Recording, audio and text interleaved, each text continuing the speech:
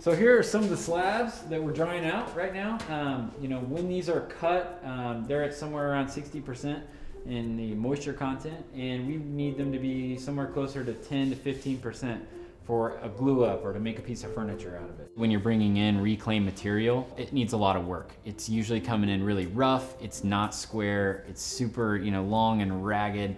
It might have nails in it, so we have a metal detector.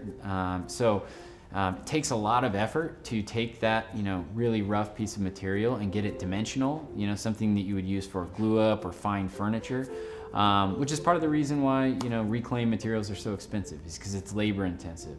And then ultimately what you might get out of that piece of material is much smaller, because you're cutting off the stuff that is worm bitten and, you know, maybe has, you know, degraded over time. And so you end up with a smaller piece.